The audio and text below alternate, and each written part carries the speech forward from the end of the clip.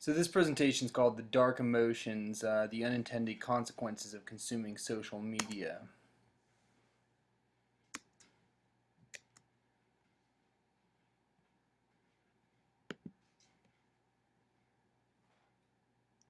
So this whole idea started off with the talk.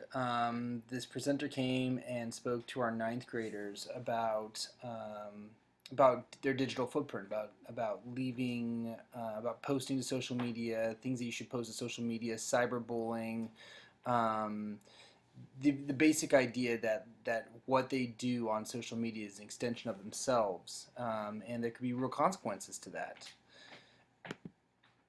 Needless to say, these kids had heard this all before. They heard it in sixth grade, they heard it in seventh grade, they heard it in eighth grade, and they'd heard from their parents. They knew what was up. They knew what the presenter was trying to tell them, and they're bored to death by it. I mean, really, these guys were the experts. They knew everything there was to know about Instagram, Snapchatting, Facebooking, and tweeting, all the negative consequences of posting things. They had seen their friends either fall into that trap, or they know someone who'd fallen into that trap. Maybe they had made that same mistake themselves. So they were really on to what the presenter was saying. What they weren't realizing is how, in the process of consuming social media, they're radically changing and reshaping and altering their norms for reality.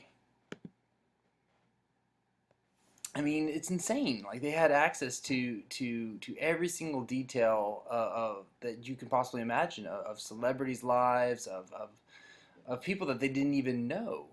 They're able to quote, where Kim Kardashian got her hair done, by whom, like whether it was a good haircut or a bad haircut, and they had opinions about all these things.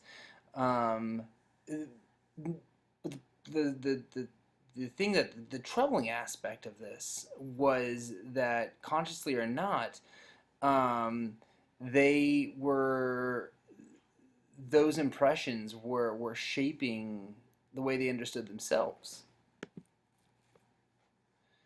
Um, these guys were setting the norms. These celebrities were setting the norms for what was normal in life, in living, what adults did, what kids their age were doing, what sorts of things would have been cool or popular to buy, what things were desirable, and how we ought to make ourselves look, and the things that we ought to do for ourselves. Um, and the crazy thing was, even if these people weren't the topic of conversation, even if we weren't talking about Justin Bieber or Taylor Swift, my students were able to quote Justin Bieber's and Taylor Swift's opinions about other things that had nothing to do with them, whether it be politics, economics, religion, any other topic of conversation you can mention. And these people had a valid say in these topics of conversation. Maybe not valid, but certainly an influential say in how I found my students understanding these world issues. I mean, this isn't new, right? Like, this isn't something that this generation does that no generation's done before it. Pop culture has been around forever, and society's been influenced by pop culture forever. That's not new. Um, what is new, however, is the fact that mobile technology gives us instant access for either free or a relatively low amount of money to these these people, to celebrities. We don't have to buy a magazine anymore. We just go on to the websites of Extra, TMZ, Access Hollywood. We can follow them on Twitter. We can Facebook friend them, and we can get instant access to all the content these major media companies are producing for free and instantly. And then we can share it instantly with anyone else that we can imagine. We can share it with all our friends, or we just post it via Twitter, and anyone who's following us can have access to what we're looking at, to what we're thinking, to what we're viewing. I mean, so what, right? Like, so what? This is in many ways an awesome thing. In the Arab Spring, it led revolutions. This ability to share one's opinion and spread out and spread opinion so quickly. But I mean, since there's such a huge market for consumption now, now a huge industry propped up in order to manicure and manufacture image. Publicists, fashion consultants, hair, makeup, dietitians, and most troubling perhaps, experts in photoshopping uh, really have a huge influence on what we see and what we think is reality. And on the topic of photoshopping in particular and touch-ups, the subjects of in these pictures are overwhelmingly female models. They're overwhelmingly women. So what does that say to our students, that the images that we're seeing that are most highly manicured, that are most highly manufactured, or most frequently, I should say, manufactured, and most frequently manipulated, are those involving women? What does that tell us about the normal female body? What does that tell us about normal women?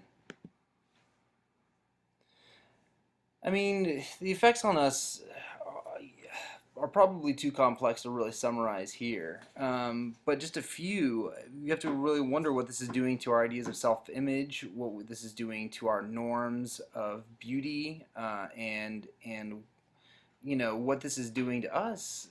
Giving us a sense of like, oh, these are the folks who are most popular. These are the folks who are the most followed. These are the folks that are making the most money. What can we be like to be? What can we do to be like them? Well, really nothing, because of this industry set up to manufacture the image of these people. It's not them. It's not them in reality. They are a product.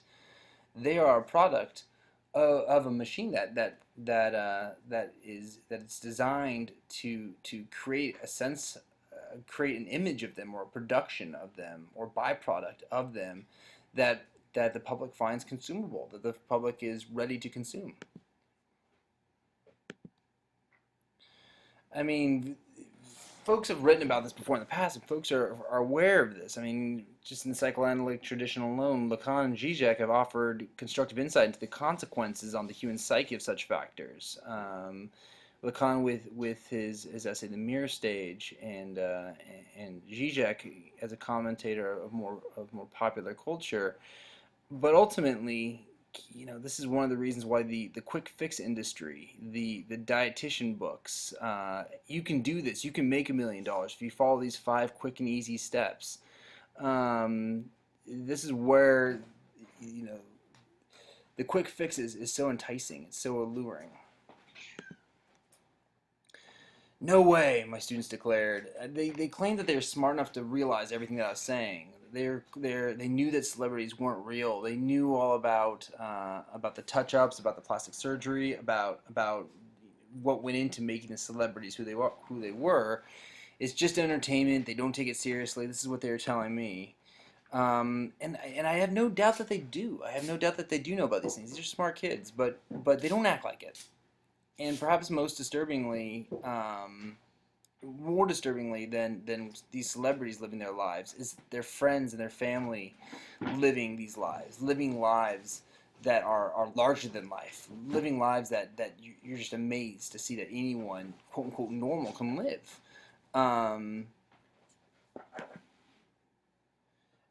I mean, think about yourself. Think about when you pose for a photo, or think about when you are setting up a camera angle, when you're on vacation. What is it that you want to convey? What is it that you want to portray to everyone who's going to see that Instagram shot? What is it that you want everyone to see who's following your vacation on Facebook? What do you want them to know about you in that moment?